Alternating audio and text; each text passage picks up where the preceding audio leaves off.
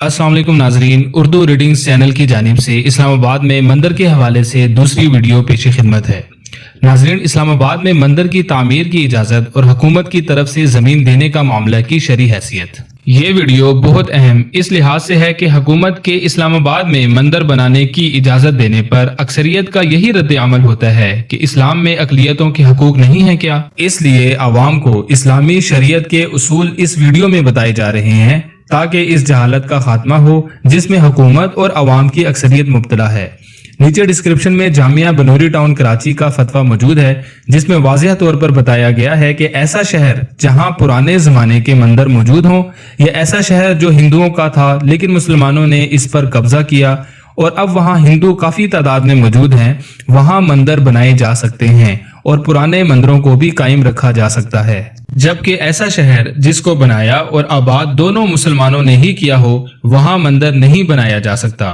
और इस्लामाबाद तो 1962 या 1964 में पाकिस्तानी हुकूमत ने खुद बनाया और आबाद किया है, जबकि पहले यहाँ पर जंगल था। यहाँ पर मंदिर की तामीर इस्लामी उसूलों के बिल्कुल खिलाफ है। जबकि दूसरा इस्लामी उसूल ये है कि इस्लामी हुकूमत कभी भी किसी मंदिर, गुरुद्वारा या कनीसा की जमीन या तामीर के लिए मदद नहीं कर सकती, क्योंकि मुल्क में अक्सरियत मुसलमानों की है और टैक्स का पैसा मुसलमानों का है जो मंदिर की तामीर पर खर्च नहीं किया जा सकता।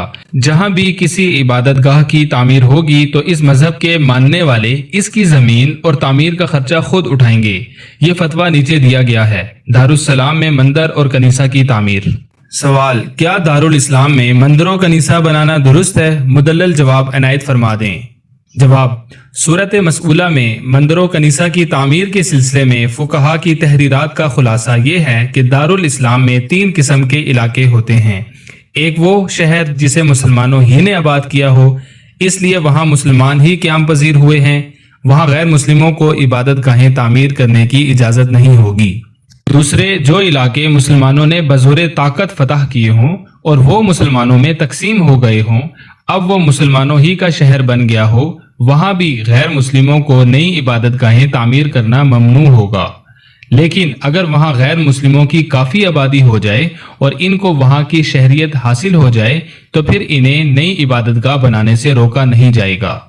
तीसरे, वो इलाके जो सुलह के जरिए हासिल हुए हों और मुआहदे के तहत वहां की अराजी को कदीम आबादी की मलकियत तस्लीम किया गया हो, वहां इन्हें नई इबादत गाहें बनाने का हक हासिल होगा। नीज जो इबादत गाहें पहले से मौजूद हों वो ना सिर्फ बाकी रहेंगी बल्कि अगर वो गिर जाएं या मुरम्मत तलब हो जाएं तो इनके लिए दोबारा इनकी तामीर भी जायज होगी। नाजरीन, आपसे गुजारिश है कि सोशल मीडिया पर ये पोस्ट वीडियो ज़्यादा से ज़्यादा शेयर करें ताकि लोगों को इस मामले में असल इस्लामी तालीमात का इल्म हो जाए।